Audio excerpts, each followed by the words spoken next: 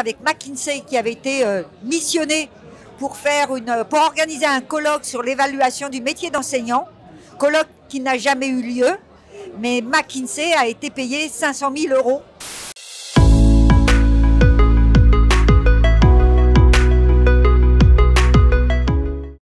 Bonjour et bienvenue sur la chaîne YouTube du Travailleur Alpin, le média engagé du mouvement social en Isère. Merci du coup de prendre quelques instants pour échanger avec nous, Eliane. Donc Eliane Assassi, l'affaire McKinsey, ce cabinet états-unien qui a reçu plusieurs dizaines de millions d'euros d'argent public pour conseiller l'Élysée, a défrayé la chronique au printemps dernier. Et il se trouve justement qu'en tant que sénatrice et présidente du groupe communiste au Sénat, si cette information est sortie, c'est précisément suite à une commission d'enquête au Sénat initiée par, tout simplement par toi et par les sénateurs communistes, donc commission que tu présidais si j'ai bien suivi. Donc pour commencer, est-ce que tu peux nous résumer cette affaire McKinsey et cabinet de conseil en quelques mots ?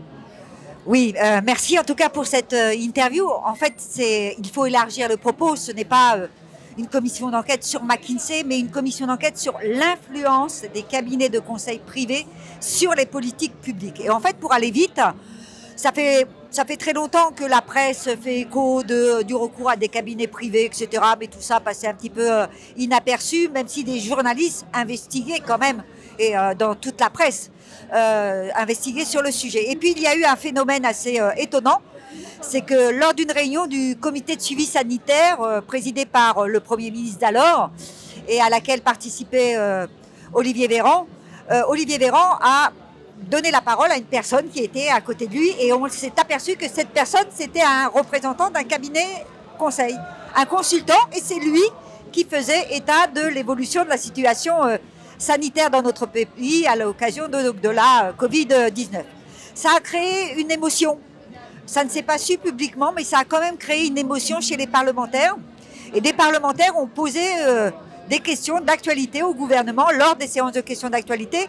Et Véran a eu cette réponse assez, méprisante, en disant oui, mais c'est quoi le problème? Ça, c'est déjà fait, et nous, on fait comme les autres, on le fait aussi aujourd'hui. Et puis est arrivé, on était donc au mois d'octobre, et mon secrétaire général de groupe me dit, tu sais, Eliane, on n'a plus qu'un mois pour user de notre droit de tirage sur lequel je reviendrai pour obtenir une commission d'enquête.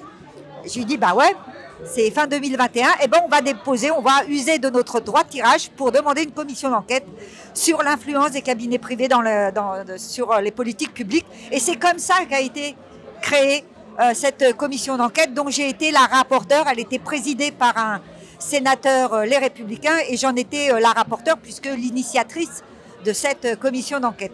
Voilà grosso modo comment ça s'est passé. Ça a été une aventure qui a duré plusieurs mois quand même. Et au fur et à mesure de nos travaux, on s'est aperçu qu'on était bien en deçà de ce qu'on imaginait. C'est une influence exponentielle des cabinets privés sur les politiques publiques. C'est-à-dire que des cabinets privés interviennent sur des choix politiques, sont payés des centaines de milliers d'euros, des fois pour aucun résultat. On l'a prouvé là en l'occurrence avec McKinsey qui avait été missionné pour organiser un colloque sur l'évaluation du métier d'enseignant, colloque qui n'a jamais eu lieu, mais McKinsey a été payé 500 000 € pour une mission qui n'a jamais, un colloque qui ne s'est jamais tenu.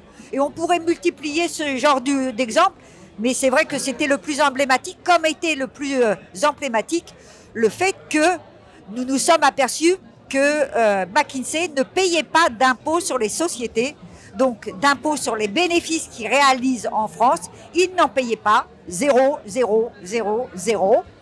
Que ces bénéfices, il les versait à sa maison mère, puisque c'est une multinationale qui est basée aux États-Unis dans un paradis fiscal, le Delaware. Voilà, et tout ça a investi à l'espace public, a créé du débat public fort intéressant, parce que moi, ce que je voulais, c'est bien évidemment décrypter cette influence, mais surtout remettre de la politique au bon sens du terme au cœur de tout ça. Et notamment le fait que depuis Sarkozy, avec sa réduction générale des politiques publiques, et cette volonté de son gouvernement et des gouvernements qui se sont succédés de réduire le nombre de fonctionnaires dans notre pays. Et les cabinets conseils participent à cette réduction du nombre de fonctionnaires dans notre pays, ce qui veut dire aussi des réductions de services rendus au public. Et chacun sait que les fonctionnaires, auxquels je tiens énormément, ont le sens de l'intérêt général, ce que n'ont pas des cabinets privés. Alors effectivement, c'est intéressant. Ça. En somme, on supprime des fonctionnaires pour faire des économies qu'on file en chèque en blanc au cabinet de conseil. C'est tout à fait ça. C'est un magnifique système. Et donc du coup, dans ce brouillard, on voit bien que la question de la commission d'enquête comme outil a été quelque chose de déterminant pour briser en fait justement le silence sur ces sujets-là. En quelques mots, vraiment très brièvement, est-ce que tu peux nous expliquer en quoi ça consiste une commission d'enquête au Sénat? Alors très vite, d'abord pour obtenir une commission d'enquête au Parlement, que ce soit à l'Assemblée nationale ou au Sénat, il faut avoir un groupe politique. Si on n'a pas de groupe politique, on ne peut pas obtenir des commissions d'enquête.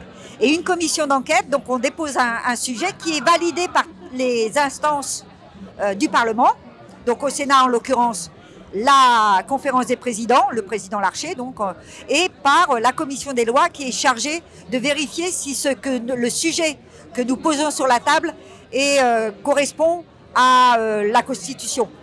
Voilà, ne met pas en cause des règles constitutionnelles, ce qui était le cas pour notre commission d'enquête. Et une commission d'enquête, c'est important parce qu'on a énormément de prérogatives. On a tous les droits, sauf celui de lever le secret défense. Mais là, on parlait de McKinsey tout à l'heure et des impôts, on peut lever le secret fiscal. Donc c'est intéressant, on a plein de pouvoirs. Et je crois qu'avec les membres de la commission d'enquête, qui étaient composés de représentants de chaque groupe politique du Sénat, on a usé à fond des prérogatives d'une commission d'enquête. Mais je le répète, on peut obtenir une commission d'enquête que si on a un groupe politique, d'où l'importance pour notre famille politique, pour les communistes, d'avoir un groupe au Sénat et un groupe à l'Assemblée nationale. Alors merci. Et du coup, pour revenir finalement sur le scandale des cabinets, au-delà de ce scandale-là, qu'est-ce que ça révèle, je dirais, comme pratique du pouvoir de cette nouvelle droite macroniste et comment on peut ouvrir l'horizon sur une autre pratique du pouvoir qui serait plus démocratique?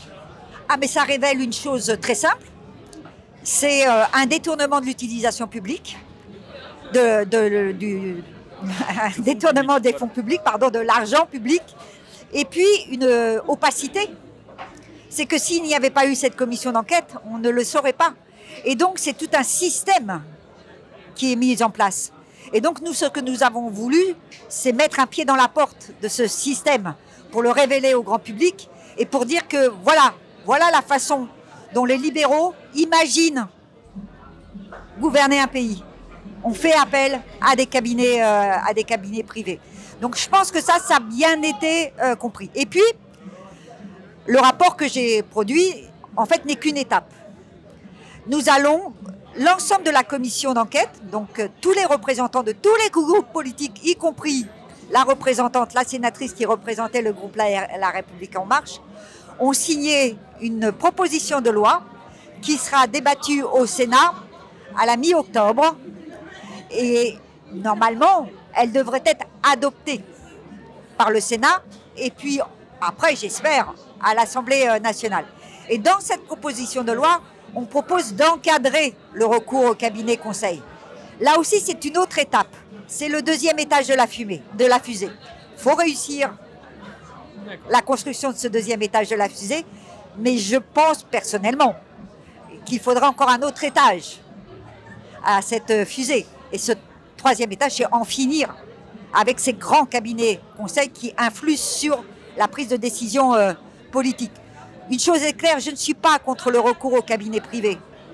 Mais effectivement, il faut qu'il soit encadré et que les choses puissent se faire avec l'assentiment des fonctionnaires qui, souvent, trop souvent, arrivent un matin dans leur bureau et découvrent que des consultants sont là.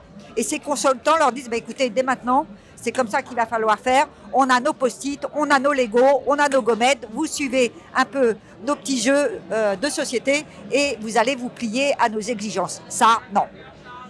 Donc grosse bataille sur le sujet de la démocratie.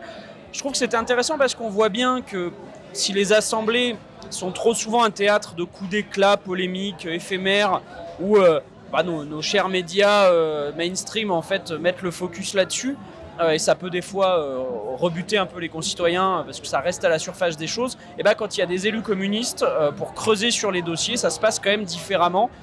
Donc encore merci de nous avoir consacré quelques minutes. Je crois qu'on a fait la démonstration de notre utilité aussi. Tout à fait. L'utilité d'avoir des parlementaires communistes. Exactement. Et donc merci de nous avoir consacré quelques minutes de ton temps sur cette fête de l'humanité pour nous expliquer tout ça. Et merci par avance de faire connaître cette vidéo pour vous en vous abonnant à la chaîne pour ne rien rater, en mettant un petit pouce bleu, en nous donnant votre avis en commentaire également et bien évidemment en partageant sur les réseaux sociaux pour continuer à faire propager le savoir et la connaissance de tout ça. C'est important de secouer l'algorithme. Merci et à très bientôt.